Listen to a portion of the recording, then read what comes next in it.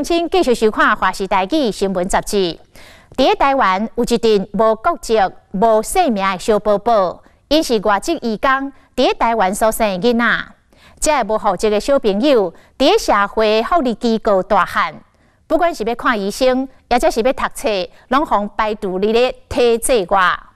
像这个7岁披萨，妈妈是1年级的，该生落来了后就失去着联络了。加在泰国籍的移工的爸爸出面，伫几个单位的协助下，才取得着暂时的居留权。即摆披萨是对着爸爸相依为命，而且伫台湾接受着教育。但是像披萨这样幸运的囡仔，毕竟是真少。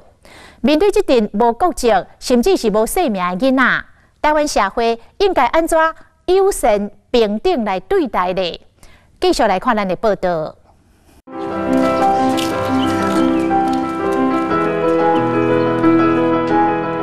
我想要跟朋友一起溜滑梯。你最喜欢大家说你什么？我没有手，跟没有脚。机构也不能照顾你一辈子，分开久了，希望能有一天能全家再团聚。你想要留在台湾多久？很久很久，100千万天。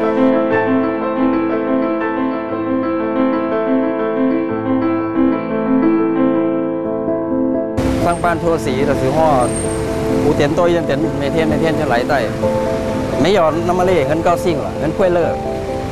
下晡归路天色暗嘛，泰国籍移工阿曼工作一天已经感觉忝啊，但是这嘛是伊规工上欢喜的时刻，因为特别甲宝贝后生披萨见面。老师你好，你好，不客气。每工拢爱亲自来接后生放学，唔干那是老师，连同学拢会进咧披萨爸爸。就惊带入学读1年的披萨，对袂着进度，辅导课的老师拢会特别照顾，互伊做完功课才回去。跟老师再见，拜拜。上学了有没有很开心？那现在要去哪里？去泰国店吃饭。披萨甲爸爸甲其他义工做伙住伫工厂的宿舍，经常是放学了后就爱回去。咱采访的一天是爸囝2个难得休闲时间，安尼早暗相处的日常，因旦7档。有听到他妈妈朋友有的。他们会杀掉这样啊，因为拜拜不一样，我们印尼人啊拜拜不一样，我就想我不会丢，这样我确定不会丢他，宁愿带在身边。但是带一个小孩很辛苦。不会，不会。我很简单，我一个人很辛苦，如果2个不会，真的。披萨爸爸来台湾工作，特别9档啊，8档外前熟悉1年级的女朋友，2个人相爱意外生了披萨，但是无到1档，女方拢无音讯。加做4年义工，无身份的披萨，自细这当伫社福单位大汉。2017年华视新闻杂志都有翕伊，也伫安置机构的身影。孩子也一直安置在这边，就是一直到幼稚园啊、中班、大班。那时候社会局也说。之后可能念书上面会有问题，我们就想说，是不是可以协助他去申请到在台湾的居留身份？伫多方合作的披萨甲爸爸完成 DNA 鉴定，嘛找到伫印尼妈妈有入去用的证明，披萨才会当用泰国籍继续留伫台湾，将出表囝2个相依为命。我当他爸爸妈妈一个人了，有办法了，不会。不会啊，这样子过完分1分你就没得吃了。不要那个吧。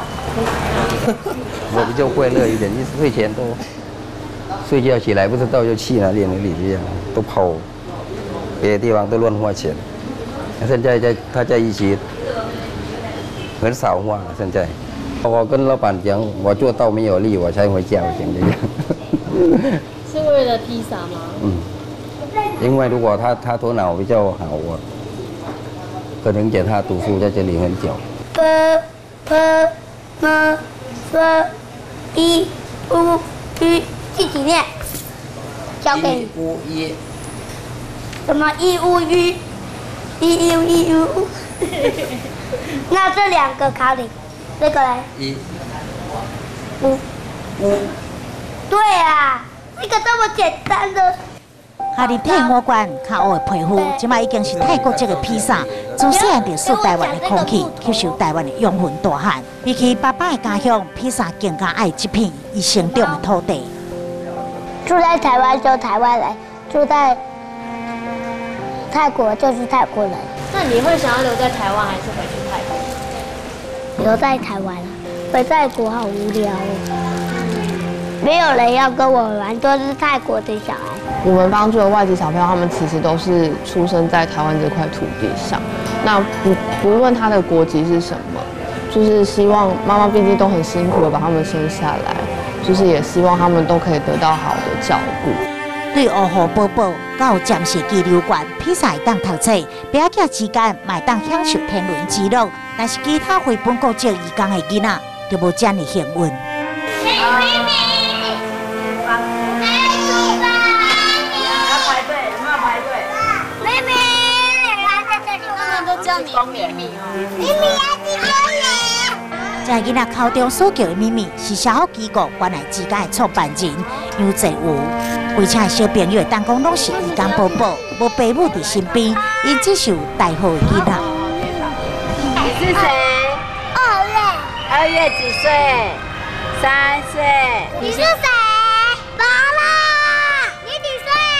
姐姐。你是哪里人？印尼人。到底我是谁？这囡仔回答，哪知哪唔知，天真可爱。利用幼儿园放学了后，晚饭的时间，杨泽如带这小朋友到附近的小学佚佗。但是这点比大都伫个正规教育体系外的囡仔，想要真正进入校园读书，却是困难重重。小朋友是没有任何身份的，也就是现在我们经常讲的没有国籍的。然后就是有特别来学校找我们老师来谈，对，他们老师就于教育的立场，我们还是希望可以多多帮忙这些小朋友。衔接上就是当然是会有困难，实际上我们当初收他就是已经是不合法定的规定，对，所以我们也没办法要求国中端这边一定要收他，所以当初也是特别再去询问教育局这边的相关的做法之后，才顺利把它给做一个安置。在台湾也有很多的小孩子，他根本都没身份，然后读到初中、国中然后国中，然后高中，然后大学，可是他读完了之后，他是没有，还是一样没身份，在就业上他也是有困难，对，所以这样的人还是有。用地难处理和乌虎宝宝读书，但是游走普城地带可会当帮忙几个咧。1992年台湾开放外籍移工，即马人数已经突破70万大关，失联移工就将近5万人，其中女性占1半以上。根据移民署统计，台湾非本国籍新生儿将近1万人，其中生母是失联移工，或者是无实身份者，总共805个。